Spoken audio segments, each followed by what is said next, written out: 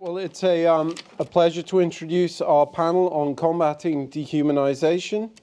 And I'm just going to introduce the three speakers and then ask them a quick question to get things going, and then we can have further questions from the audience.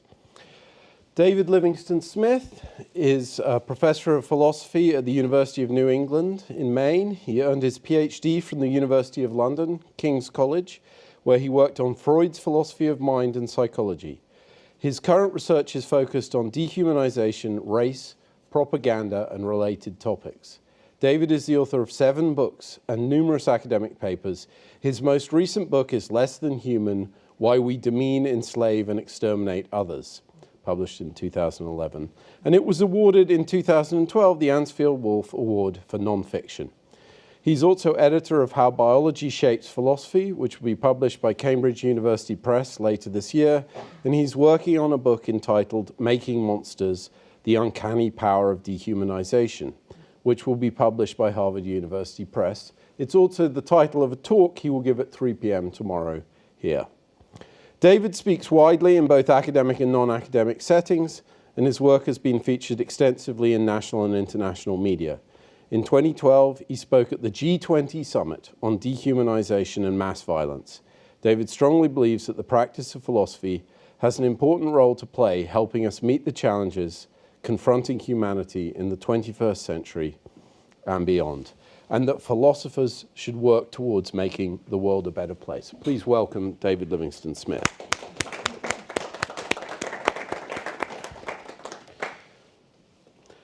Jabo Shabalala is a visiting assistant professor at Case Law School with a part-time appointment at Maastricht University School of Law in the Netherlands.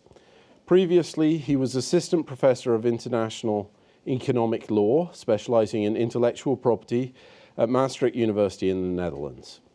He was managing attorney of the Center for International Environmental Law's Geneva office and director of their intellectual property and sustainable development project. He's now a member of their board of trustees. He's also a fellow at the Institute for Globalization and International Regulation. He is director of the Institute of Traditional Knowledge and Intellectual Property, which officially launches in November 2016. As part of the Institute's work, he partners with indigenous representatives and civil organizations in negotiations on traditional knowledge at WIPO, the Convention on Biological Diversity, and the WTO. Prof. Shabalal's research focuses on the interaction of intellectual property law, especially patent law, with the rights of indigenous peoples and climate change law.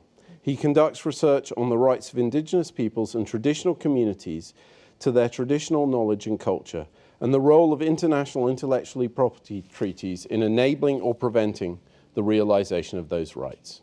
He has published in several edited volumes and has published a book, Climate Change, Technology Transfer, and Intellectual Property: Options for Action at the UNFCCC. His reflections on his research and policy can also be found on his blog. Shannon French is the, excuse me, please welcome Professor Jason.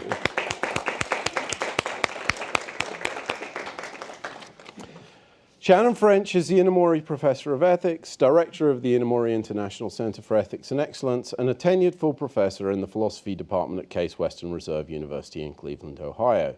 She has a secondary appointment as a professor at the School of Law, and she is a non-resident senior associate at the Center for Strategic and International Studies in Washington, D.C.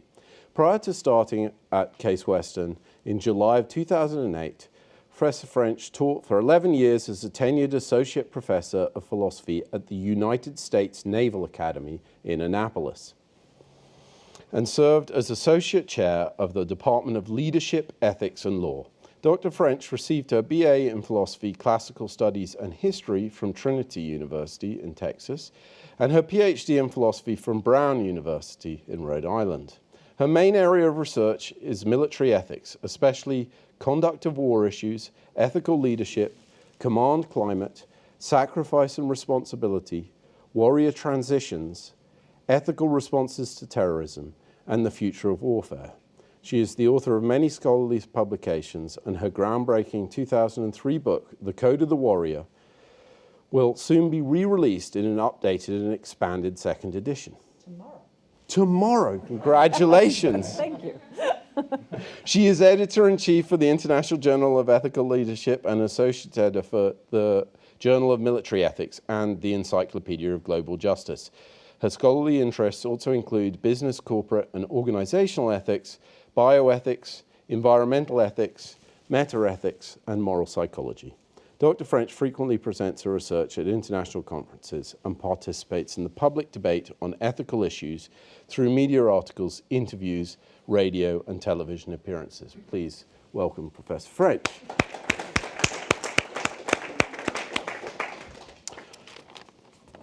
Thank you very much for coming. So I thought we would get going. I thought if you could each speak about an example where dehumanizing has a negative impact on people that you're familiar with, and how you think it can best be combated. And so if Professor Smith could get us going. Well, there are so many examples. But before giving an example, I think it's important to specify what one means by dehumanization, because there are at least 8 logically distinct senses of the term dehumanization that we find in the scholarly literature. So what I mean by dehumanization is the act of conceiving of other members of our species, or more usually whole groups of other members of our species, as subhuman creatures. And I say subhuman creatures to include both non-human animals, but also monsters, demons, and the like. That's why I use the word creature. And dehumanization in that sense of the word has very, very, very often been implicated in acts of atrocity perpetrated against others. So I'll give the example that I'm going to speak about.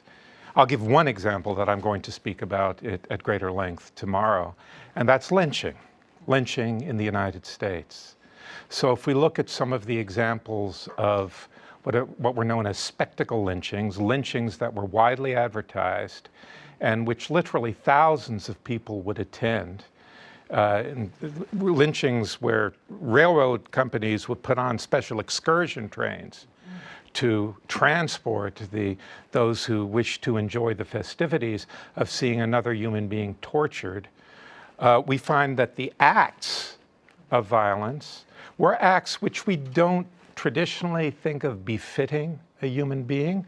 In fact, what you had were periods of the most horrendous torture, followed by burning. Lynched African Americans were burnt alive, and these burnings were referred to as barbecues. And after the burnings, body parts were stolen and sold by the spectators like trophies of a hunt. Now, if you look at the descriptions of these human beings who were tortured and murdered in this sort of way, there's a kind of language which is monotonously regular. There were terms like black beast, monster in human form, fiend, devil, and so on. So there, the language and the behavior both point to a kind of attitude towards this person, this being that we would regard as a person, such that they're thought of as something subhuman and worthy of extermination. Well, just before we move, could we press you on how to combat it? You skipped that part. Sorry, yes. Well, that's the harder part. So the question of how to combat dehumanization is going to be dependent on how one answers the question, what is dehumanization? So in the case that I'm describing, I think there are primarily 2 fronts for combating, and one is, I think, much more significant than the other, practically. One front is psychological. That is, it's got to be the case, I believe, that when people are dehumanized, they they're essentialized. They're seen as a different kind of being. But the other front, well, there are actually two other fronts. Another is conceptual. Dehumanization almost always is parasitic on racialization. So groups that are dehumanized are initially racialized. Racializing a group of people is halfway to dehumanizing them. So there's a conceptual, and of course there's massive, massive conceptual confusion about the notion of race. People think all sorts of ridiculous things about that. And these are ridiculous things that are reinforced on a daily basis in our society. But the third, I think the most important of the three, is political. That is, dehumanization happens in situations where one group of people feels that it can benefit by prosecuting acts of atrocity on another group of people. And dehumanization, as I see it, is a means that facilitates those acts of atrocities by disabling the inhibitions we normally feel against killing or doing terrible acts of harm or oppression, perpetrating such acts on others. So, three fronts. Well, that's a nice lead-in to what I would want to bring into the conversation. Since my field is military ethics, dehumanization comes in an interesting way because, of course, in order to be someone who is asked to kill other people, like for your country, for your community, you're being asked to break a taboo. You're being asked to violate arguably one of the most basic taboos of killing another member of your own species. And we know that one of the fastest, most effective ways to get people through that barrier that they may have, that psychological barrier to killing, is to force them in various ways to not see the people that they're trying to kill as people. Now, what we've seen historically, and I've done some work on this actually with our moderator, with Dr. Tony Jack, on comparing the cognitive aspects and the philosophical aspects of dehumanization in war, what we find is that there's a very pernicious form which works well in the short run, where you do characterize the people that you're going to war with as either vermin or some subspecies in that sense that need to be exterminated. So you're thinking of them as cockroaches or rats or some species that we as humans tend to see as an irritation, but you don't have to feel that badly about. Like if you step on a cockroach, you're not supposed to feel any moral weight to that. So diminishing them in that way. The other thing that happens in war that's also quick and effective is you see them in a predatory sense. So just as you would naturally fear a lion coming to eat you in a jungle, you fear another human in this way. You see them as a predatory species. This also has really dangerous sub-effects, because as with the cockroaches, you don't think twice, most people wouldn't, about not just killing the cockroaches, but trying to find like their nest, killing their young, stopping the cockroaches at the source, as it were. Same with the idea of if you see other humans in this predatory way, you also think, I need to kill the young predators before they get big enough to eat me. You know, I have to stop them. They're a threat to my family and my young. So these are ways that people can get psyched up to fight wars, and we see it in all the war propaganda, the posters and things that are used. They characterize the enemy in this way, either as subhuman vermin or as subhuman predators, but you got to kill them. You got to kill all of them. Obviously, I use the word pernicious. This is not only bad in the obvious sense of enabling atrocities that occur in war and making people feel that they can do these horrible acts in the interest of eradicating a species. But it also has this disturbing blowback on the individual who accepts that, in that level of ugly dehumanization that they embrace to do this makes it harder for them to process what they're doing in war, and makes the act of war less of this battle of human against human, which might have some dignity, which might have some mutual respect even, and makes it more this ugly act of violence that has no, to use the language you sometimes hear, honor in it. So it's damaging in both directions. So in terms of combating dehumanization in war, in that context that I work in, and this is something, again, that Tony and I have written on, one of the helpful or hopeful, I should say, avenues is to allow the distancing that you need in order to kill in war to come instead from more of an objectifying, which is still not ideal in terms of the philosophy behind it, but it is less dangerous than this other form of dehumanization, where instead of seeing the enemy as, vipers or any of these terms, you see them instead as targets, threats, language like that. Now, we still are not excited about calling humans terms like that, but it is easier to turn that on and off. You can say this person is a threat, and then suddenly they're not, because you haven't made an essential point about them. You haven't said down to their core what they are is a predator or something. You're saying right now they are a threat. And you'll hear that language sometimes in military circles. I need to neutralize the threat, which already implies it can be neutralized. And then that person becomes, for example, a prisoner of war that you then can treat differently. So that, I think, is the little shred of hope there. If you can manage how people distance in war, it can allow them to recover more quickly, and it also is a bit of a guard against some of the greater atrocities. So I deal in the realm less of violence, literal violence, and more in the realm of sort of cultural violence, right? So the work I do with indigenous groups largely revolves around the sense that there is misappropriation and taking of resources, right? So in the particular area in which I work, genetic resources, both the genetic resources of the groups themselves, the human genetic resources, as well as the genetic resources in the land in which they live. So medicinal plants, agricultural plants that they've developed over time as communities. And because there's not really a distinction made in many of these communities between sort of the technological and the cultural, also looking at the cultural misappropriation that occurs with these communities. So you can see appropriation of music, appropriation of art, so, Aboriginal art and community art in Australia. Here in the US, the misappropriation of, for example, crafts and dance. And so one of the things we've talked about as we've been working to try to address that issue of misappropriation is this idea in which one of the necessary requirements, not quite sufficient, but necessary requirements, is this characterizations of indigenous peoples and nations as primitive, right?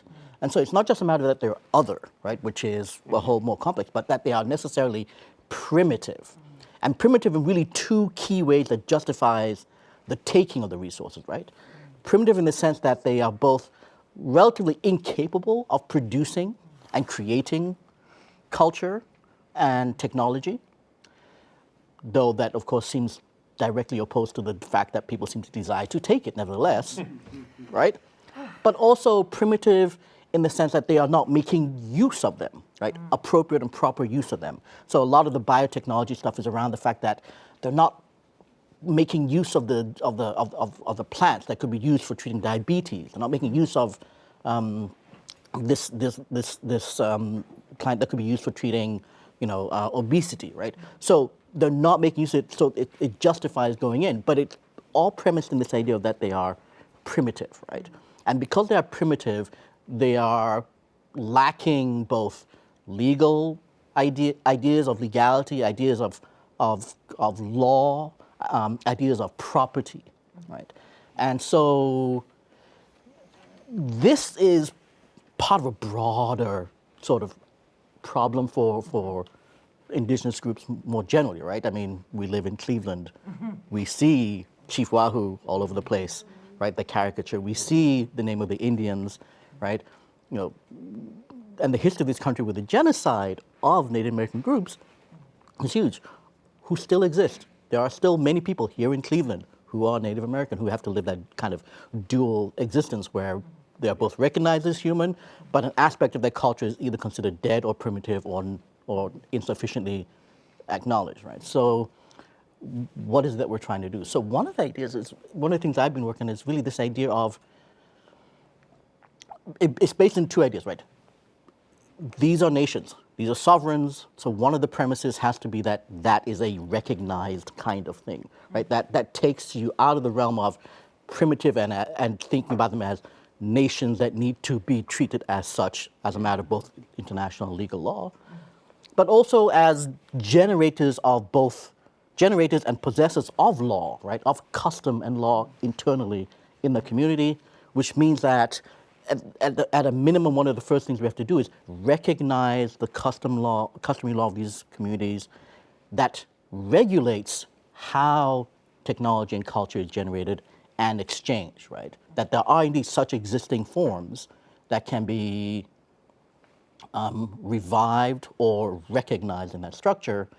And the part where I spend most of my time working is sort of, if once we get there, that's the big thing, right? Once we get there, what should be the terms of the exchange across that border, that national border between the indigenous group, nation, and the broader nation? What should be the terms of the exchange? It needs to be on equitable terms, on the basis of consent, on the basis of recognition of equality and citizenship. And so that has both a really technical component, which is dealing with the USPTO and patent law at a very, but also a bigger, broader message, which is about sort of the characterization of indigenous peoples in that context. So before we move to audience questions, I'd just like to give everyone on the panel an opportunity to respond to the other panel members. So, David? Okay, so two. So, agree with you, Shannon. It's hardly surprising. I wanted to mention one other dehumanization pattern you find in war propaganda, less now than in the past, and I think because people are a little bit self-conscious about taking this path. But that's the representation of the enemy as prey, as an animal that's fun to kill. Yeah. Right. In the Gulf War was the retreating Iraqi forces. The attack on them was described as a turkey shoot. Right. World War II, there was a lot of characterizations of the Japanese as prey animals, and so on. I don't remember your name. Jebo. Jebo, thank you. I shall remember from this point. Jebo, yes. So, in your characterization of attitudes towards indigenous people, I think the structuring theme there was this notion of hierarchy. There are people that are lower on this hierarchy, and they're beings with less intrinsic value than civilized people, and therefore it becomes then legitimate to exploit them, right? And one wonders about the chicken and egg situation here, right? I mean, it's very convenient to regard people in that way if one wishes to give oneself position to do terrible things to them. I would like to comment on a theme across both of your points, and that is kind of the idea of deserving, desert, because it comes into my work as well in an interesting way. So you were just talking about, like, with the idea of this overly convenient characterization of groups as primitive when you want to exploit them. You know, like the idea, you mentioned the genocide in this country of if you're taking land away. I mean, they made those arguments, of course, they made those arguments. If you're not using the land, if you're not mixing your labor with the land, then you're subject to having it claimed by someone who will. So the idea is that they sort of deserve what's coming to them. That's also creepy victim blaming coming onto this too, but deserve also when you were talking about these horrific lynching incidents where the people are justifying their sadistic enjoyment by saying, but it's deserved. You know, this is a punishment. This person, and there would be trumped up charges against them and so forth to make. And in war, you see this as well. The idea of characterizing the enemy as someone who deserves destruction, and yet interestingly, so back to what I know in that part of the field. The stopgap that's supposed to prevent that in just war theory is the idea that the principle of distinction, which is the one that tells you basically who you can kill and who you can't kill, which granted, creepy topic, but that's what it's about, is not at all based on desert. It's not based in deserving at all. It is entirely based on, again, threateningness. So it is not meant to be, you don't even use the words like guilt or innocence or anything like that. You don't say, well, these people are innocent, so I can't shoot them. It's all, are they a threat or not? Yeah. And that's how you navigate even some of these awful situations like child soldiers and so forth. That it isn't, sadly in that case, it isn't the innocence of the child that's relevant. It's, are they shooting at me or not? But the one, if you want to say, if there's any positive to take away from that, it is that it then again allows you to not dehumanize and put them in this category of deserving the harm to them. It is that the threat alone is what makes it okay, if it is okay, to shoot back, and nothing else justifies that. There is no desert there at the other side. I think it's an interesting theme across the way dehumanization is used. Yeah. And the thing you both remind me of is, so the discourse and the narrative, right? The story that is told has two elements, right? It's not just that we want to racialize and say something that allows us to harm the other. There's a story in that is also about the fact that we are the good ones, right? Right. Somehow, it has to be structured in a way where the people who are doing the harm are continue and are able to think well of themselves in that, right? And that's a hard balance to do, right? You know, and the question is, how do people manage to do that? What stories are they encountering that allow them to do that? Especially given, so the Gulf War, right? and sort of the Iraqi War, right? So I'm going to say some words here which people are going to be really uncomfortable with, right? But bear with me for a moment, right? So you would hear this term from the soldiers, right? Ragheads, right? Sand niggers, right? You'd hear these terms that the soldiers used, which were considered necessary, but they didn't just sort of sprout out from nowhere, right? They came from the built-in scenarios that the people who were there, right, brought. I mean, so maybe the U.S. military is a far more conscious and deliberate organization than I have been given the idea to think of. But I think a lot of what the work that is done in other places relies on prior cultural structures and stories that people bring into the institution of the organization, often right? embedded in a way of life. And exactly, embedded in a way of life. So they're really ideologies. I mean, yes, exactly. And so part of that has to come from what stories are people being told as they grow up, as they come through, that justify already, as a matter of history, as a matter of memory, as a matter of where they are in the situation, that enable that step to be that much easier, right? And that I would be interested to hear from both here and from the people what it is that the soldiers are bringing in to that. You see this with Black Lives Matter, right? I mean, this is what we see a lot of, right, with the police shootings, right? Every single policeman is clearly coming into the police force with a story about the specific kind of danger Black men pose that is somehow reinforced and told within the institutional structure of the police force. And every police officer, whether male or female, Black, white, Chinese, learns that story that informs then when they're on the street exactly how they respond to Black men as threats in a way that allows them to shoot them and still feel like they are acting well. I mean, just a quick point on the ugly history of enforcing the idea of killing, let's just use the U.S. Army as an example.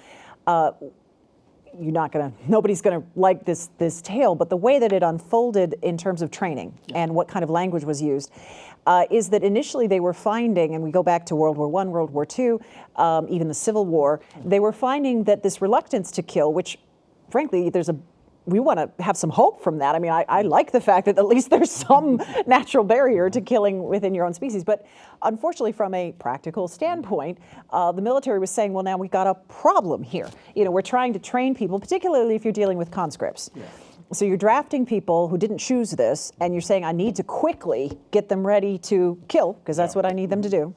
And they were finding the kill rates were really low.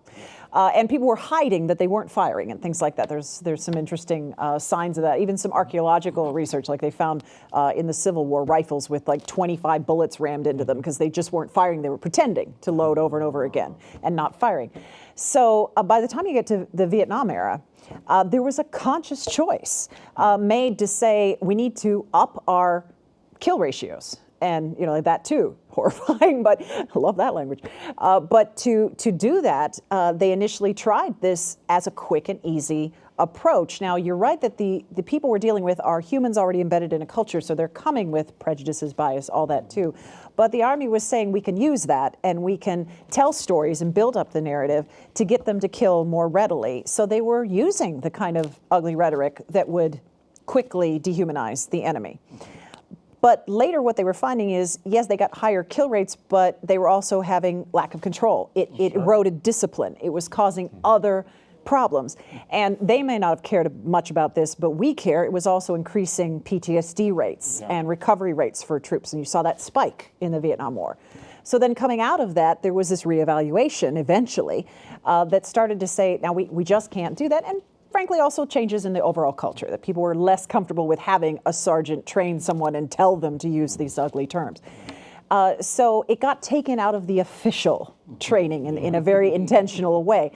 But does that mean it's not done? I mean, you have these lovely examples of the positive side of particular officers standing up and giving actually good talks, like before going into Iraq in the more recent, in the 2003 conflict, talking about the importance of the history and culture of the place and that you should show respect. That did happen. There were commanders that did that.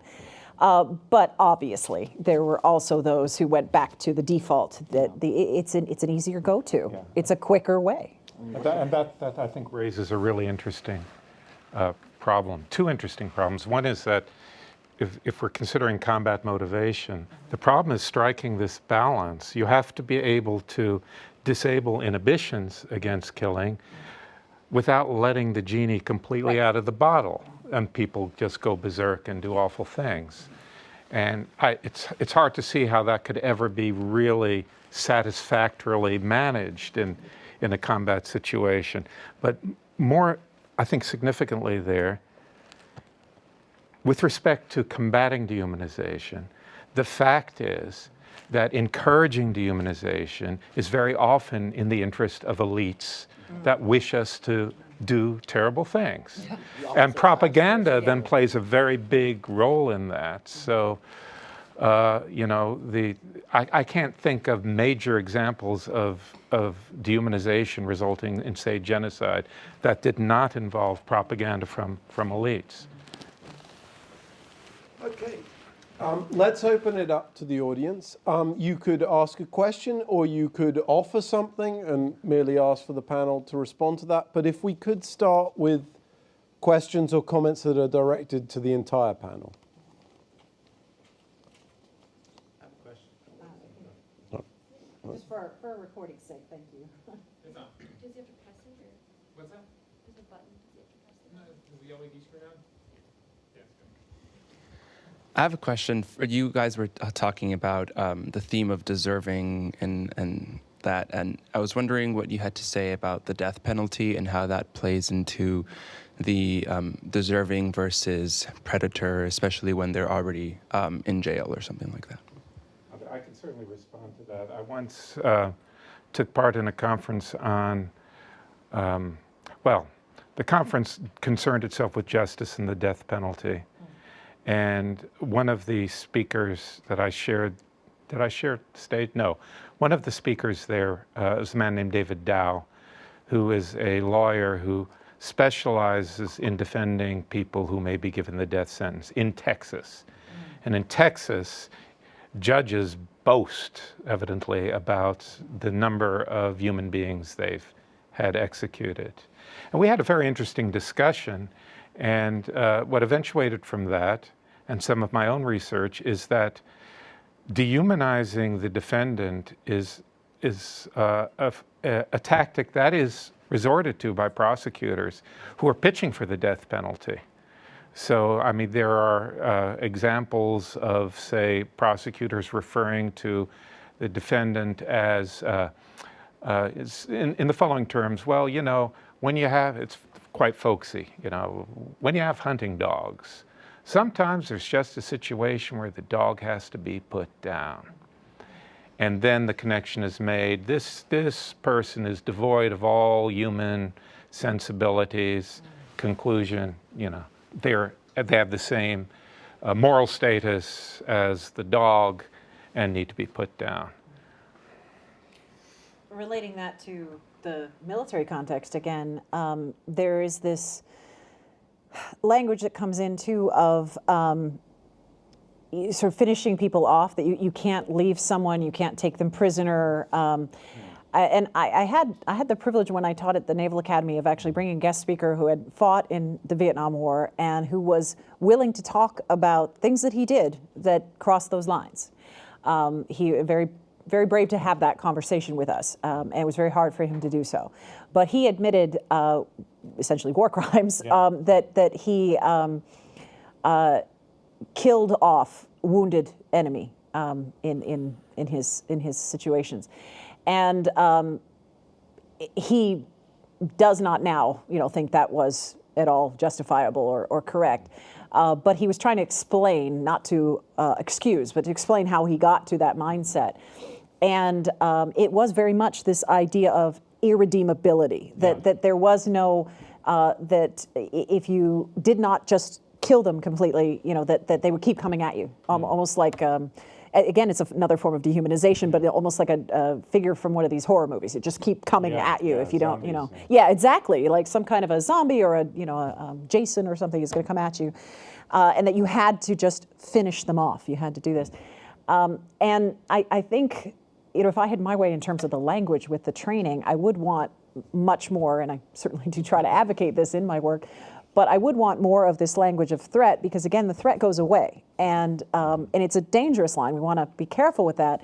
But if you look at the death penalty, that doesn't allow for redemption, obviously. I mean, if you're going to say someone can do something so awful that no redemption is possible and they are deserving of death, or death is the only thing that will keep other people safe, that's all that language comes in. If that's in the culture, I think that opens the door to some of these worrisome. Can I just very briefly comment? So there is evidence that there are certain lexical forms that encourage essentialization and therefore dehumanization. I think, part of, so the intermediate step with the death penalty, which what David pointed out, is the racialization, right? The death penalty in the U.S. is fundamentally racialized, right? And to some extent unavoidably racialized because of its roots in sort of slavery and enforcement, right? So that already takes you a big step into why it is considered sufficiently acceptable to do that, and for it to be deserved, because there's a structural story that's been told about the people who are getting the death penalty over time, right? So, black male slavery has always been, and that's the majority of who gets the death penalty, has always been defined as threat, as threatening, and you can see this in the disparities, right? For similar crimes, white defendants don't get the death penalty, black defendants do, right? And so, that doesn't happen at the level of the court, right? By the time you get to the court, it's already relatively predetermined. That happens at a much earlier stage, right? Because it's the jury that is being told a story, right? But it's a story that confirms things for them that they already believe and know, right? And so lawyers have this debate about, well, people don't see the death penalty, right? We don't see people get killed anymore. Maybe if we saw it, people would really react and respond to it. But there's a large group who are like, well, no, that would be even more dangerous, right? Spectacle lynching. Right. It would take us back essentially, right? Right now it's, depending on who you talk to, right, it's lynching in secret. That would be lynching in public, which would be even worse, right? But I think even more than that, right, part of that is, what are people, I deal in culture and stories, right? And the sort of, what are the acceptable stories that we want to encourage people to tell, and what are the stories that we don't want to encourage people to tell? And the US is leery of anything that even smacks of censorship, right? But anytime you provide people with money and an incentive to tell a particular kind of story, they will tell more of it, right? And so I think there are structural incentives to tell particular kinds of stories about the death penalty, movies, television, anything else, that make it very difficult to deal with it just at the level of the justice system by the time you get there. And so part of it, I think, has to be we address who is in the stories, what happens to those people, how we think about them in the popular culture, et cetera. There's a real important connection between what the two of you have said. I mean, you emphasized this element of irredeemability. And the fact is, when people are essentialized, as black men have been essentialized for centuries, any sort of behavior is compatible with seeing them as a dangerous, dangerous, dangerous threat.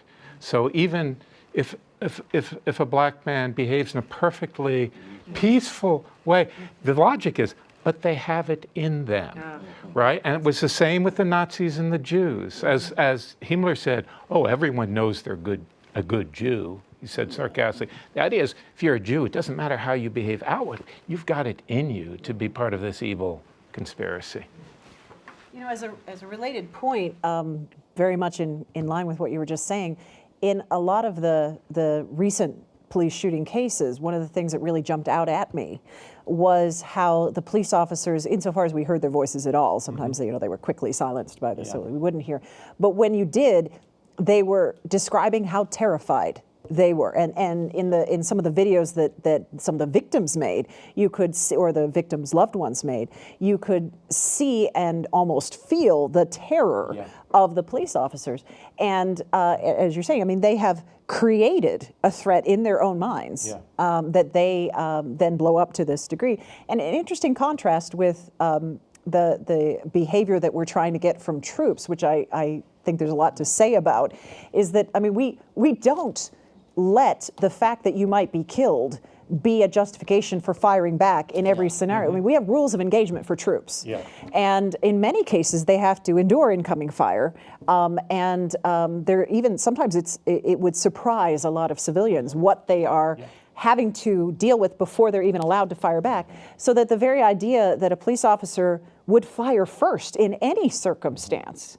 So if you take like the Tamir Rice case, where obviously they could not have been fired on because it wasn't a real gun, you know, there would be no justification under the kind of military rules of engagement to ever have fired. It's you have to absorb the first shot. When people object to the militarization of the police, maybe it would be a good idea if it were really militarized. I'm looking to do some work in that to say, look, you actually need a warrior's code because you're not acting like one. You're not at all acting like one.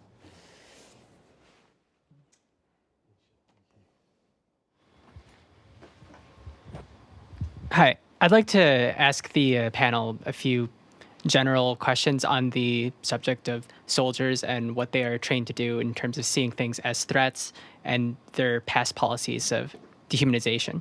And to preface this, I was reminded of the story of there is a brigade of Waffen-SS soldiers in World War II, the Durlavanger Brigade, who were infamous for just committing atrocities wherever they went, but they were also completely militarily ineffective. And the rest of the SS hated them because they were, not only did they give the SS a bad name, but they were also bad at fighting. And that was part of Nazi Germany's attempt to make a battalion that consisted entirely of people who were criminals, rapists, murderers, and people with very low inhibitions for violence and killing.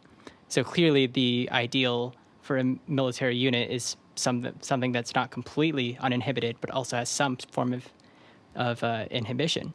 And taking that forward to the present day and seeing targets as threats by the US military, when one talks to a veteran, there's probably like a 40% chance that if you ask them about rules of engagement, they will complain about how they resented it and how it made their jobs more difficult, and that they would have liked to have more free reign to fire back against a threat. And so I guess what I'd like to ask the panel is basically, what does the middle ground look like? What could be done to find a more ideal sort of military unit and training? They ask to tell you who they hate the most. I remember one person who was very. You used the language before, so I don't need to repeat it, but he was very fond of that language. The lawyers, I think. Yeah, they hate the lawyers. Yeah, they see the lawyers as at a distance making rules that bind them. Well, the Derlewanger Brigade were in a class by themselves. They were composed of, the members of the Derlewanger Brigade who weren't psychopaths were drunk all the time to disinhibit them. That middle ground question is really hard, I think. It's really, really, really hard because the balance that has to be struck is very, very unstable. And frankly, it's difficult to envisage a stable middle ground here. So my answer is really a non-answer to your question. So the question of disinhibition, right? We're talking about this as something that happens at sort of the low level of the chain of command, right? But I think the issue of disinhibition goes all the way up the chain of command, right? So, we have this idea of sort of this officer class that generally thinks of the other side of the officer, and, we talk about it as sort of commonality of the elites to some extent. But I think since at least the advent of sort of the mass war, right, the need for that disinhibition all the way up, because we're bombing civilians, we're bombing things that are, the idea of what a military target has expanded significantly. The people who are giving the orders, the people who are doing the strategy, all need to be disinhibited now, I think, to a significant extent all the way up. So when we think about the rules of engagement, the nature of what it is that we're trying to get these people to accept, right? The Geneva Convention was written at a very specific moment in history, right? With the encounter with the First World War and sort of the terror of the technology and what was acceptable and the nature world. The end of honor, I think, is what some people think of that, right? The end of honor, right? And I don't think there's a way to restore that concept of honor to the kind of battlefield with which we now engage, right? Both because of we don't wear bright colors and charge across a field and on horseback anymore, but also I think because, as you said, the necessity now for the kind of war that we fight, which is really destruction of the individuals and the people on the other side, while maintaining, hopefully, infrastructure and resources so that they can be rebuilding. And that seems to be the strategic decision.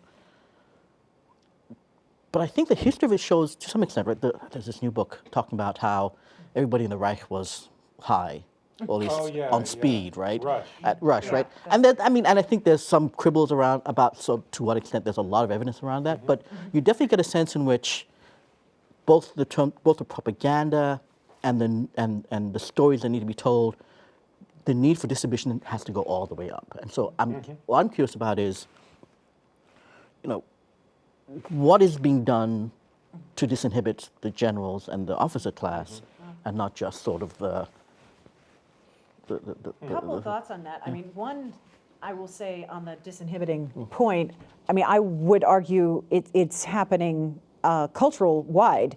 I mean, when you think of the language that is in our conversation in this country right now about ISIS and so forth, and the people, I think that's trying to permeate a kind of a language of disinhibition for killing certain types of enemies. And I would actually put it more broadly, when we went into the post 9/11 conflicts and started using, and a lot of people, certainly in my field of military ethics, had deep discomfort with this, and so I'm sure would both of you, when they started using the language of a war on terror. That was a huge problem because it was creating this, because of course you're never done defeating terror, and there's nothing wrong with defeating terror. What are you fighting? I'm fighting terror. Well, terror's bad. Evil, right? Yeah, exactly. It's the war on evil, basically. So that gives you a huge way to get past that inhibition, disinhibiting push, is to say, this is that important. We are fighting evil itself. We're fighting terror itself.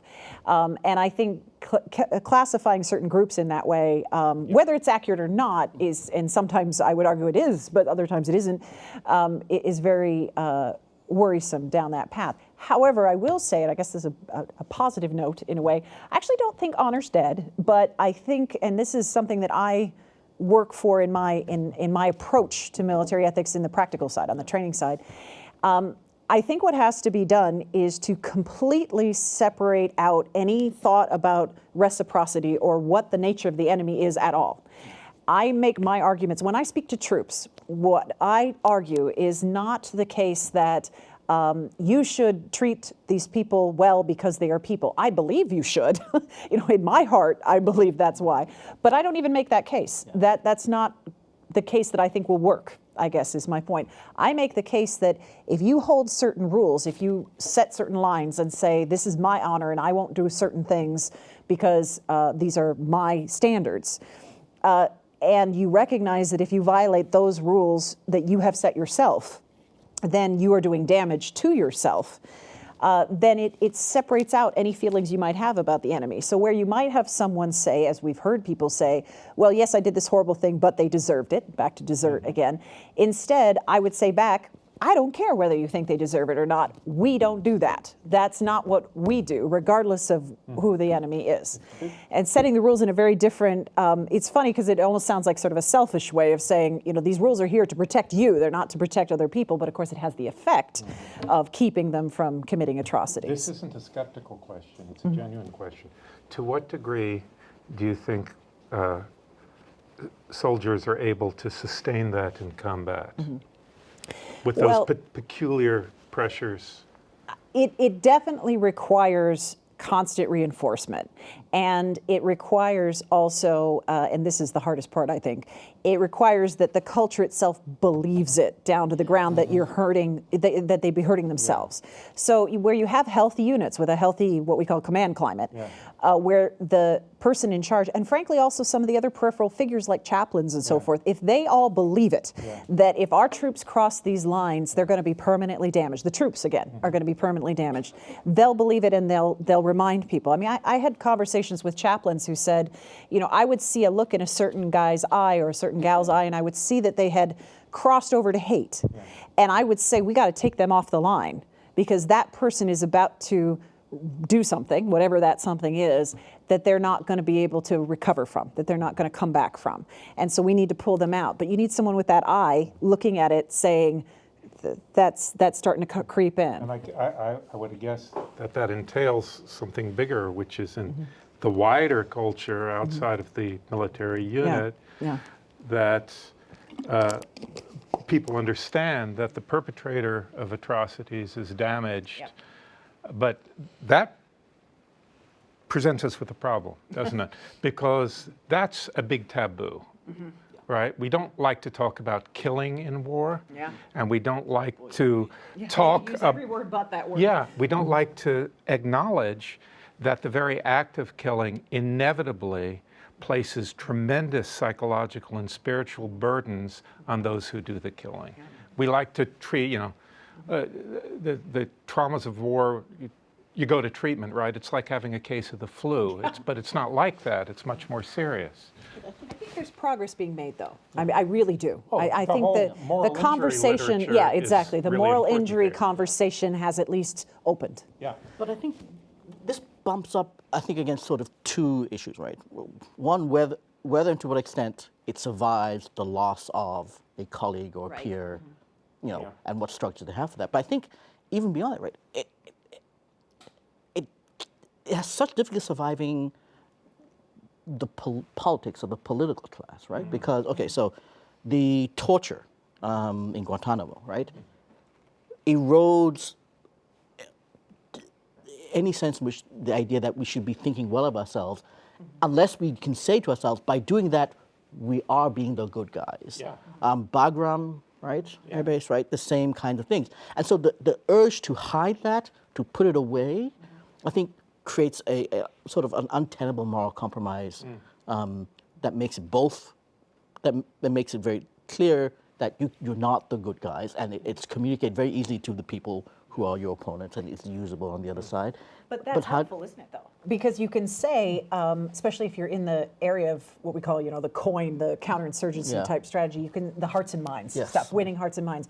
You can use that as a tool of saying, we can't commit these acts because, again, it blows back on us. Yeah. We won't, more of our guys will get killed if you torture than will be saved. And I do want to highlight the fact that it was people in the military and veterans of Yeah. the military who objected. And it was like the CIA and other extra-military groups who were pushing for like extraordinary, all these. Yeah. But it was the people who, and especially like people like John McCain who had been tortured, who were saying, we cannot do this. This cannot be who we are. And I think I agree entirely. My sense is though, right? The cultural battle, right? The political cultural battle, which is, if we believe ourselves to be just Yeah. and good, the good, right? The good ones, right? God, the moment he said the bad guys, I was like, Oh, oh, no, I know. man. It's over, yeah. Like, Oh, you know- evildoers was Oh, another, evildoers, yeah. right? Because like that is because he watched, and I can tell you, 2 very specific movies, right? Right? Right? Right. But that clearly that framework, that idea, makes it very difficult for people like the McCains of the world, right? Because yes, there are people, but when you to try to make the argument that this is not representative, this is Yeah. not us, It's harder and harder. is harder and harder when it very clearly is us, unless you can make a case that you will provide justice, right? And so I think, as a lawyer, I'm a big believer, right? You need to send both a public and a proper message about what justice looks like, how it works, because I think the inevitability of people acting as individuals to dehumanize, that's unavoidable, right? It's the structural one that's, I think, where the message can be sent, right? Are the structures, the processes such that when somebody does act in a way that, on an individual basis dehumanizes, we shut it down, we provide justice, we correct, and we teach everybody else that's exactly the case, right? Or is it such that we end up with, and here I suspect I'm going to date myself, right? Right, the idea that no, I'm the soldier on the wall who keeps you safe, right? I do the can't bad handle thing, the right? You can't handle the truth. I'm the one who does the bad thing, so you don't have to think about them, right? You need me on that one. Right, you need me on the wall. You want me on that wall, right? And he's not wrong. he's the bad guy in that movie, we think. The people who've watched that movie, I think, got the wrong lesson from it. Right?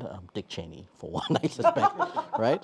But right? I mean, that story, right? That's such a rare story, right? That story where we say something about it, right? And the most powerful part of that movie was not the Jack Nicholson statement, right? It was a statement by the soldier at the other end who says it was our job to protect him, Yeah. right? And we failed. That's why we don't get to be in the army anymore, right? We get discharged. We're not criminally liable because we're following orders, but we did it wrong because we were, right? That lesson, that story, I can't remember the last time I heard that, right? In any piece of cultural work that was popular. I mean, maybe I can cheer us up slightly with 2 quick points. One is that when the Abu Ghraib crimes were revealed, I was still working at the Naval Academy, and I did find it encouraging that my students at the time, when I first asked them, how do you feel about this? As one, they said ashamed. They didn't want to be associated with that. That wasn't a, yay, our side, woo. They said, ashamed. This is not what I joined for. If that's, I don't want to be that, was what the basic. And they used the language again that you're talking about of guardian, and that was in the later statement in the movie. They were saying, that's not who I am. But the other thing I think is interesting, again, this cultural permeation of these themes, the TV show 24, which I gather is coming back, had all kinds of just justifications for crossing lines happening in it, torturing people and so forth. But what's interesting is, and I don't think widely enough known, the people who did like my kind of job at West Point the professors who taught military ethics actually wrote to the producers of 24 and begged them to knock it out, to stop, knock it off, to stop that. They actually said, you know, you are making our job harder by making it seem like this is how military and other type personnel would handle this situation. Stop it, because we're trying to teach our folks that you shouldn't cross these lines and you're making it glamorous. So I guess in that sense, I'm completely agreeing with you. If we structurally are not, and we are bad at this, if we're not punishing people who cross these lines enough in a public way, and if our culture is glorifying it, then the people who are trying to do the work to help the military train in the right way are having to battle that too. And that's not helpful.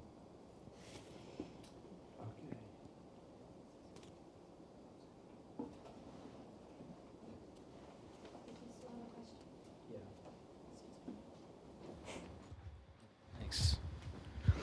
So it seems as though that there's some amount of self-affirmation bias that's going on in all of these institutions. And it seems to me that, you know, obviously our cognition influences our behavior, but more than anything else, I think it's our socialization, our habitus at the end of the day. So, you know, where do you draw the boundary between, you know, censorship and kind of trying to influence these institutions to change the way that they're portraying, you know, for example, the show 24? What point, like what line can you draw? And is there a line at the end of the day? Well, so I can speak to at least some elements of that, right? So we think of our system as neutral as to content, right? When we look at the First Amendment, right, supposedly neutral as to content. Our copyright system, which provides an incentive for copyright ownership, as supposedly neutral as to content. And yet somehow the outcomes of that reflect, right? You know, you look both in the cultural absences, so too few black men, too few black women, too few Native American people, too few people of color generally in the pop culture being represented in any way as fully represented humans with agency, right? Somehow that's not a neutral outcome, right, of the system, right? When you look at the representation, especially, so when you're looking at in this particular history of the representation of Arabic men, right, and Arabs more generally, and of course, it turns out that it's not just Arabs, it's Persians and Sikhs and everybody else, right? Right, because apparently we make no distinction, right? We don't make any distinction, right? Right, you know, and again, dating myself, right? I mean, an old Arnold Schwarzenegger movie. One of the most famous actors from Pakistan shows up in this Arnold Schwarzenegger movie as sort of, you know, bad terrorist number one. You know, Generic bad guy. Generic terrorist bad guy number one. You know, forget that he's Indian and Hindu, but he plays an Arab terrorist. And over again, those are the parts that people get to play, right? Right. Shohreh Aghdashloo in 24 gets to play a mastermind terrorist mother, you know. Again, you know, something we don't see. And that's not a neutral outcome, right? That is a function of, I think, not just culture, but what we think of as legally permissible speech, right? What is legally permissible to say about people, right? And so we have what we think about here as sort of hate speech structures, right? That we attach to specific acts, right? So we add them as additional sentencing structures for if you beat somebody and you do so as part of a racial or other prejudice, you get additional kind of punishment for that. We have small pockets where we try to address that exclusionary part, right? But this part of sort of cultural damage where we portray people in a very particular way, in very particular tropes, we don't do anything about, right? And we don't do anything about it because there's a fundamental belief that we are neutral as to content, right? That at least, or that the legal system should be neutral as to content. I don't actually disagree with that initial premise, which is that law is a blunt instrument for changing behavior, right? It is best at marking boundaries, outer boundaries, but doesn't tell you whether, normatively speaking, where you actually should be, right? So law will get you here. We'll say, okay, we can't go all the way out here, right? Right? But normatively speaking, we should be here, right? So well in from the boundary. And that's a function of what we sometimes think of as sort of regulatory, educational, institutional structures, right?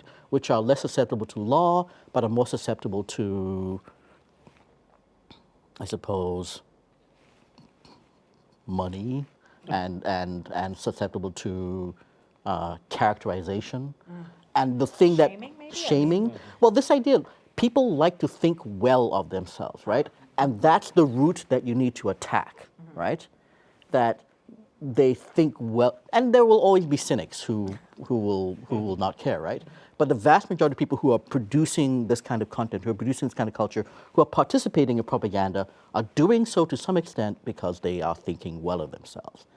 And so you need to be able to find a way to attack that feeling of goodness, of being on the right side. And that comes from, I think, joint cultural action, boycotts, creating both monetary costs and reputational costs. And then there are a few legal things, right? Like, going after their trademark, for example, which is a reputational damage, right? So you go after the Redskins trademark, for example, right? And make them lose it. You go after the Indians trademark and make them lose it. You go after Chief Wahoo and, enlist elements of that kind of thing. You use litigation to address some gender inequalities for at least one case where you can say and tell a bigger story, right? But not in the broader sense of actually going after the speech per se, right? But I think we do need to recognize that we don't get neutral outcomes from ostensibly neutral system. And I think, unfortunately, we also have to acknowledge, not as a deterrent, we should still do it, but all of those efforts will also create a backlash every time. Every time you try to push things forward like that, you will panic the people who are trying to hold on to their sense of being a good person. You've challenged that. You've named and shamed them. And so they're going to get defensive and come at you. So you have to be strong enough to push past that and continue on your path. And that's what we've seen over and over again is you push against it, you get hurt for that, but you have to keep doing it. And it's important to bear in mind, people often experience that as cataclysmic. When there are cherished illusions that are being challenged and punctured, people get very, very, very self-defensive, understandably so. Obviously we're seeing that in current politics. That's right, without mentioning any names. But the military, right? The military has this really built-in structure of how well they think of themselves, right? Yeah. And so when they fail is when they are so protective of that that they refuse to see the thing that has actually been done wrong. And you see this over and over again, right? And so, But they also have a mechanism that we don't have in the civilian world that can be employed in a helpful way. I'm thinking of, I have a friend who trained Navy SEALs for a while, and when the orders came in to get rid of Don't Ask, Don't Tell, he, who happened to be himself already a very liberal-minded person, but he knew many of the people that were in his team were not. He just called a meeting, and he had the power, because of the hierarchical structure, to just tell them, I don't care at all. Of course, he put it more colorfully, but I don't care at all what your internal thoughts are. You cannot violate this new rule, or I will punish you straight up. So he didn't have to care about nuance or persuasion or anything, because he actually did have the ability to just order them. So he would say, we are now going to let people serve openly. That's it. End of discussion. Actually, there's no discussion. Whereas we can't do that in general society. We do have to have the discussion. And it's interesting that you do see, I have a historian friend who wrote about some of the waves of integration that happened at the Naval Academy, for example. And what he found was it was weirdly progressive. It was ahead of society for that reason, because they could just say, deal with it. Yeah, exactly. It's like where everyone else would be like, no, you can't. They'd say, like, yep, there's women now, deal. And obviously there still was blowback. There were still, crimes committed against the minority groups and so forth, but they could just push that on through in a way that's hard to do in a less hierarchical environment. So here's the question. So who here's on Twitter? Wow, that's way fewer of you than I thought. Were you on and then you left? Or did you just never go on? Okay, so there's this discussion around what people talk about call-out culture, right? That, that there's something wrong with people calling each other out for particular statements, particular behaviors, particular political... And so I argue, and I think a lot of, and we are having a big discussion over this at the law school among the faculty, ourselves, right? That the response and the reaction against what people are saying is call-out culture is exactly this idea of backlash, right? When people start to call you out on your behavior and the things that you have said and say that's either offensive or inappropriate or racist or sexist, right? And the reaction is to say, you are hurting my feelings by calling me that, right? Is exactly this response, rather than them saying, oh, what did I say? Yeah, Right? How do I correct it, right? And it's exactly that step that needs to take place. You do need to be doing the calling out. There's a price to be paid, right? Every week I lose, a bunch of followers depending on what thing I'm arguing about. Every week we have tense. Log in and follow you. We have intense discussions within the faculty about topics that can be raised in the class and how to make students feel comfortable talking about rape, for example. How to make students feel comfortable talking about race and affirmative action issues, right? And whose job it is to make people feel comfortable, and when we want people to feel uncomfortable, when we want them to feel uncomfortable. And my argument is everybody should be uncomfortable all the goddamn time, right? Right? Because Philosophers like right, that. right. Well, and because there's good discomfort, there's bad discomfort, right? There's the good discomfort, which is you should be feeling uncomfortable about your ideas being challenged. You should never feel uncomfortable about your existence and your right to participate and speak, right? And that's the struggle that I think a lot of people seem to have, which is that being uncomfortable because of who you are is a problem. You should call anybody out who makes you feel uncomfortable that way, right? And then on the basis of ideas, you should be uncomfortable, but that's okay, because at least on that basis, if it's an equal discussion with a relatively equal power differential, you can then actually have an argument, and some ideas will die and some ideas will flourish, which is great, right?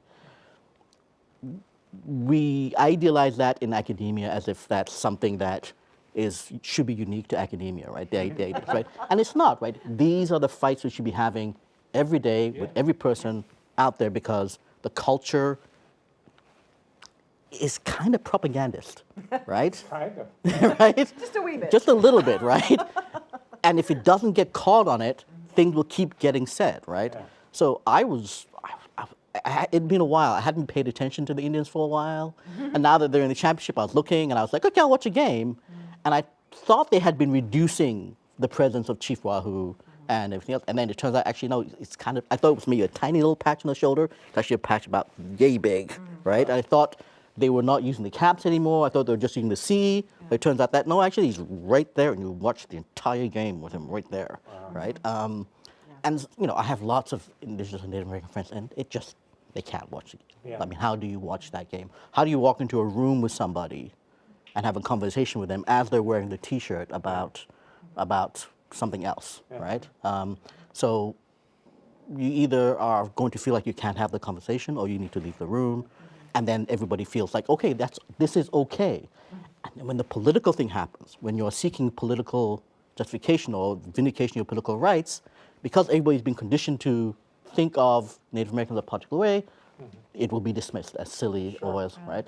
or as non-deserving, right? And that's the problem. You can't be having the fight at the time that you want to make the political change. You need to be having it all along so that by the time you get there, certain things are unacceptable in the room anymore. Well, I have a question for the panel.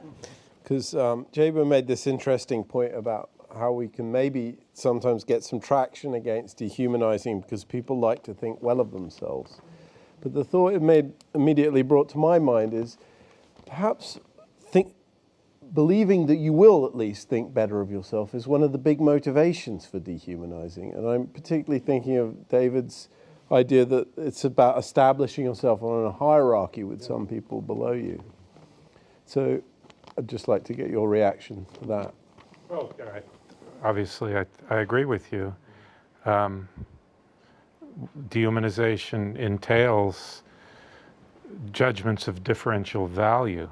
So I would substitute that. Thinking well of yourself, I would translate in terms of thinking that you have greater value intrinsically than some others. That falls short of dehumanization. That's simply denigration of some sort. Dehumanization is like the extreme of that, where you degrade, literally, others to members of a kind which is categorically beneath the human. So yeah, but it works both ways. I mean, you can look, these things are really hard to deal with. I mean, of course, you can appeal to people's better nature in circumstances where the attitudes are not too sedimented and too entrenched, I think. And particularly in circumstances where they are not massively politically and culturally enforced. If you have all that to keep them in place, I'm skeptical of that sort of strategy. Well, you mentioned also if the factors include that they are feeling threatened in other ways, like if they're economically suffering or something like that, then it's going to be even harder because they're going to feel even more like they need to entrench in that position because they feel cornered. Yeah, They feel, and the thing is, when people dehumanize losing others, ground. they really do believe it. Yeah. It's not like some kind of affectation or pretense. Right. So oddly enough, there's a question of integrity involved in this as well. People will, as I think has happened in this country, pretend to have certain attitudes which they don't have. And then Donald Trump comes along and they all come out of the woodwork, right? They're emboldened. So we certainly don't want to encourage pretense. That just makes things more difficult. We want to limit what people can do to one another to harm them, but we don't want them to pretend that they don't have beliefs that they... Yeah, I want to challenge it only slightly. Do we not, what I mean on some level is making people feel that certain things are socially unacceptable, not rising to the level of censorship, but making them feel that they will be judged if they say things, feels like something that's been lost. That we do, so I guess I would rather have them show some pretense than feel like I can say anything now. But I mean, ideally, I'd like it to get rid of at the deeper level. Because when they can say anything, they harm others. Yeah, well, they engage in true. harmful It leads speech. to the harmful. And then what happens in the dark? They all get together and become more difficult to deal with. Reinforce one another. So I think there's a question of power, right? Right. It's that dehumanization is I was going to say particularly dangerous, but so it's dangerous generally, right? And it's dangerous and it erodes the individual sort of link and empathy to one another, right? But it's particularly dangerous when it's linked to power, right? Because then it is both structural and political and allows for acts against the group or individuals that are dehumanized. And so when I think about who the targets of shaming are, I think about those who are in power, right? And they have power in part because that power is legitimized in some fashion by a narrative or a story that power is rightfully earned, rightfully exercised.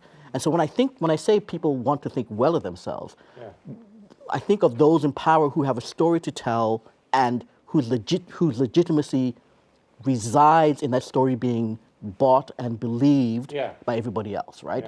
That's where I think you then make your target, right? Especially because in many areas there is a gap between the story that's told and the facts on the ground, the experience. And if you can find a way to expose that gap and continue to push at it, then I think that's where. So I think that's what I kind of agree with you, but I think a condition of that there's enough instability in the culture to make a chink in the ideological narrative that legitimates oppression.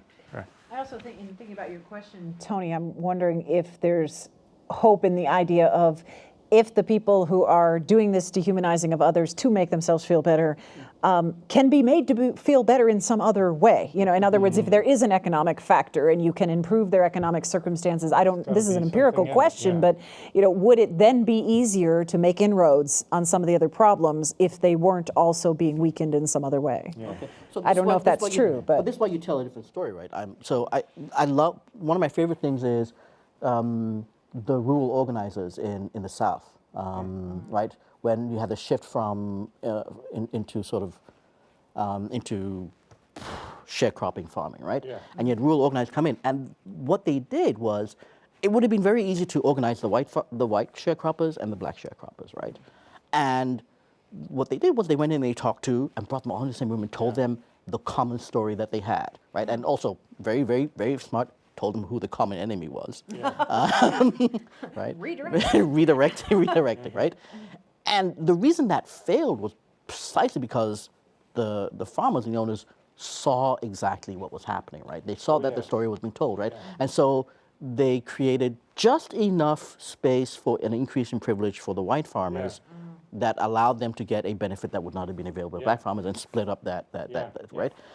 And so part of that is, the lesson from that is you can tell those stories, but they have to also be able to survive the sort of differentials that people will also encounter between them. And so I think, you know, many organizers have learned that lesson much better now, and we are seeing people who are better at that. And Black Lives Matter, you know, people like DeRay McKesson and Brittany Paquette are doing a really good job of telling a story about Black Lives Matter that encompasses multiple intersections of race and class and gender, and that has brought many more people into it than would have been the case if they'd simply focused specifically on black men as the victims of police violence, right? They've gendered it, they've created it, they've classed it in a way that I think makes it difficult for a story to be told about Black Lives Matter that allows for them to be separated out from each other.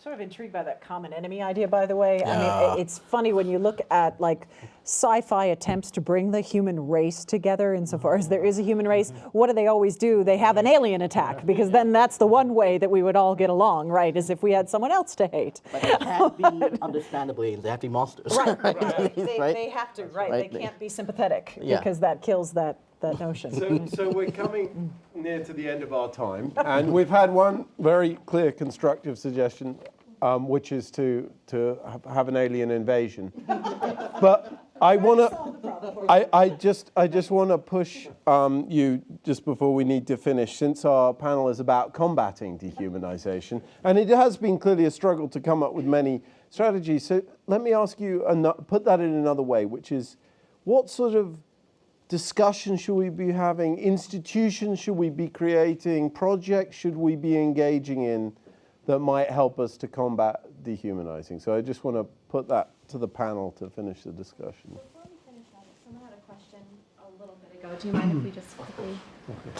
So I have to talk into all right. So I think when we're talking, my question is about the euphemization of violence, because I think what I hear, and not just here, is the conservative side that is, we have to keep killing people in the Middle East, and we hear the liberal side, we have to keep killing them, but in a kinder way.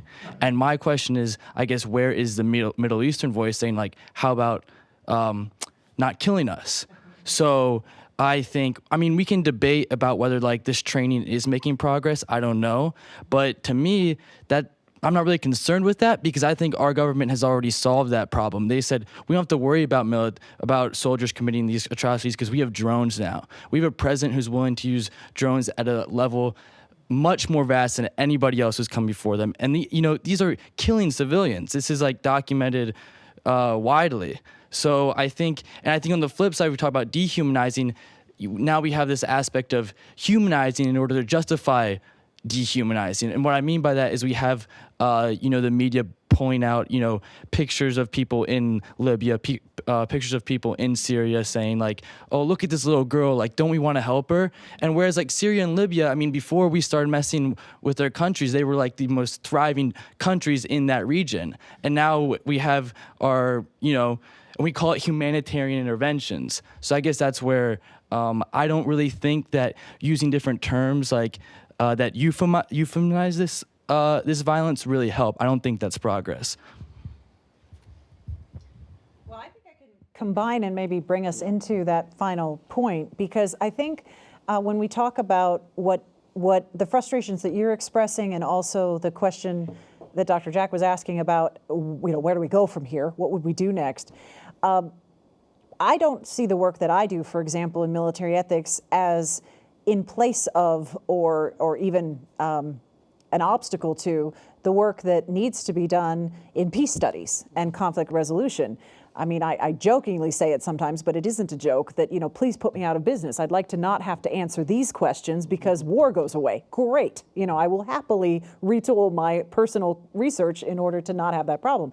So what I'm trying to do is not say, let's kill people in a kinder way. I'm saying until you all stop killing one another, can you at least not, do this massacre and that?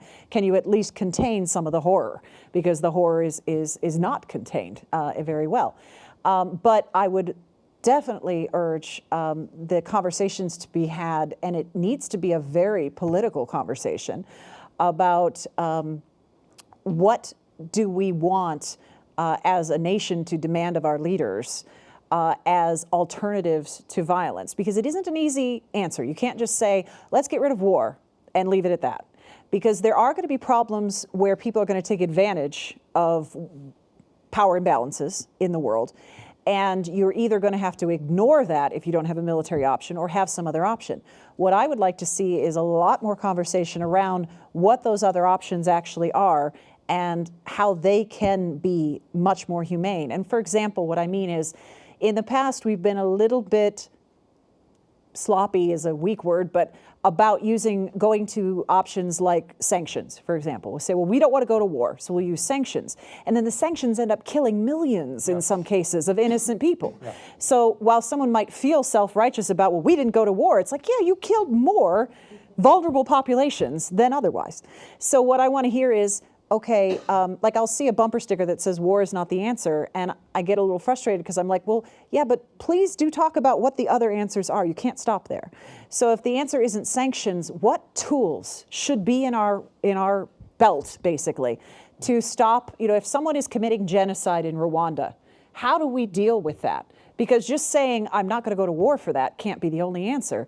There has to be, and I'm not saying there aren't answers. I am not a skeptic on that. I think there are answers. I mean, our center is affiliated with the National Peace Academy because we believe in working toward, the Inamori Center is, because we believe in working towards that. And one of their core goals is to say, we are not going to the table with all the tools we even already have. And if we start doing that and we start demanding that we use other kinds of pressures, more humane pressures, then maybe we can get somewhere. But that needs to be part of the conversation, and it isn't enough right now. It's either war or not war, and we're not saying what are the tools of peace. What do they actually look like? How do they actually solve problems? There's people working in that space, and they're just not getting enough noise. About that. I'll say, the core question I think which you come to, which this raises is, can you make peace with monsters, right? Because monsters can't speak to you. They have no commonality with you. They have no future with you, right? And so dehumanization, I think, fundamentally makes peace harder, if not impossible, right? I agree. And yet, very clearly, we know peace comes in some form or another. It either comes because everybody's dead, it comes because you've managed to kill everybody else on the other side, or it comes because you've come to a negotiated settlement with the people on the other side in some fashion. The monsters. The Right. people, not the monsters, right? And so, right, this is why, the idea that conflict is always avoidable, I think is false, right? Conflict is a fundamental part of the human dialogue. The extent and the nature of that conflict, and the extent to which that conflict becomes militarized, are a series of policy choices. A lot of the time, it does become militarized, but it can be, the extent to which it's militarized can be limited, and the purposes for which it's militarized can be limited. But crucial to any kind of limiting principle is a recognition that this will end at some point and we will have to talk to the people out the other side when it's done, right? I mean, what happened, for example, with the genocide in Rwanda was, you have to remember, they worked really fast, knowing that there would be some kind of process out the other end, right? They knew, they worked hard, they planned, they wanted it done in 2 weeks because they knew that if they didn't get it done, they would have to figure out a way to then sit and talk to the people on the other side, and they didn't have to do that. Turns out they still did, right? And Rwanda is an example of making peace with people who were characterized as monsters. Burundi is an example of not doing it, right? Right? South Africa, right? I mean, so I grew up in Botswana, partly because my father was in exile from the apartheid government, right? And the apartheid government would conduct raids into Botswana, killing people with bombs. There'd be sometimes airstrikes. Also in Namibia and Angola, whole villages were raised by the apartheid government, right? Very clearly, sanctions in that situation work to some extent. If you talk to the people, and I lost uncles, we lost cousins in some of these raids. We would have preferred that there'd be some capacity on the part of the government in Botswana to prevent, right, those raids from happening, and that would have required at least some military capacity on their part to do so, right? So to some extent, justice requires the ability to enforce your will to prevent others from harming others, right? Very clearly. But we made peace, right? We went through a truth and reconciliation process, we made peace. All those people went into government, became members of the African National Congress, which throws so many people off, and yet there they are, right? Former military people. The army is an integrated army, and some of the people are generals. And so that's a situation in which very clearly peace was made with some form of justice, but it required an understanding that there was people on the other side, right? It required an understanding that it was people on the other side. And as weird as it sounds, that never went away. Even on the side of the apartheid government, despite the ideas about the Swart Gevaar and the Red Gevaar and everything else, they always maintained a dialogue with Nelson Mandela. The entire time he was in prison, they talked to him to death. He was like, "Stop talking to me. I'm not going to do anything for you guys until we get it right."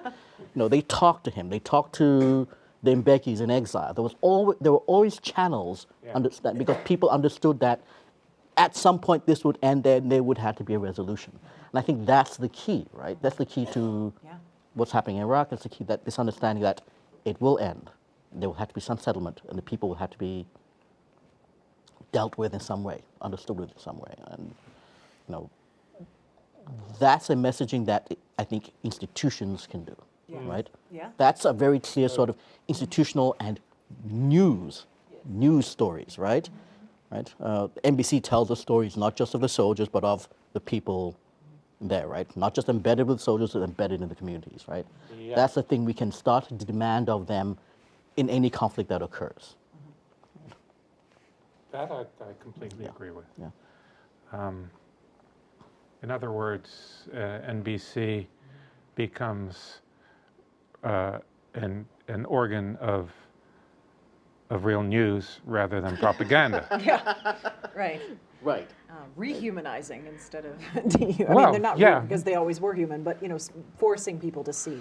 Yes, and also challenging those in power who say really challenging them, really putting them on the spot. Right. This is why the death of Al Jazeera English is, Oh, it's awful. terrible, right? On the other hand, and okay, so I'm going to say something positive about Fox News, and then it'll be the last time, right? Right? Fox News provided a place for many people who did not know that those people existed in a way, and the opinions of those people existed in a way that would not otherwise have occurred, right?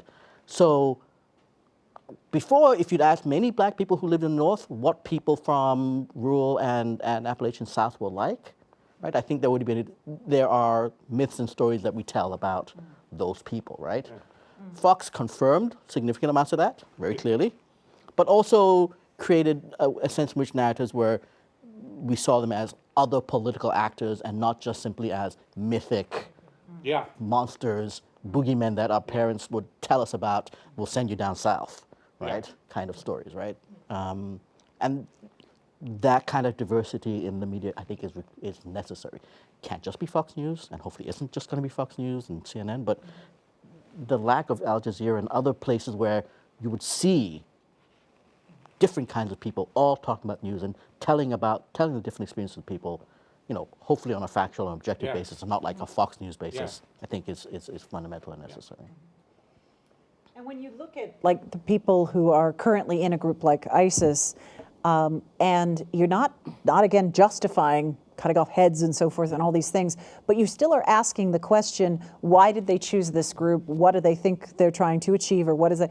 You are again still dealing with them as human then, not as some, and that's true for all of these groups that we are currently putting in this large other bucket that we can demand. You were using that language. We, all of us in this room, can demand those stories and say, I want to know. And again, it shouldn't be seen as us saying, I want it justified or I want it made okay. It's not that. It's I want to know the human story behind these actions. There's a peculiar problem, I think, in this country, which is that we are so distant from acknowledging our own national crimes that there's kind of a residue there which makes it difficult to fully engage with this kind of process. There's kind of a collective bad faith. Well, you mentioned earlier the concern about holding people accountable.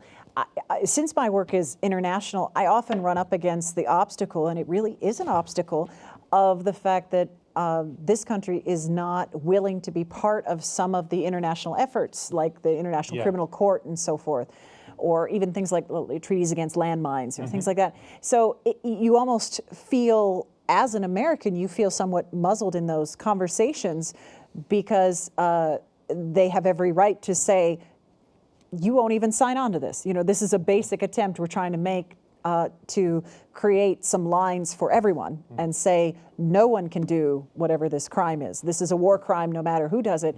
But you're not willing to sign on to that, so you don't get to comment on it. It's a frustration, too, that you can be blocked even if you're trying to be part of some of these conversations because of the structure that's in place. That's not helpful. So we're about 10 minutes past time. But I want to just one last shot. Any final remarks from each of you about how best could we go about combating dehumanizing? Just a single sentence. He's not giving up. One sentence.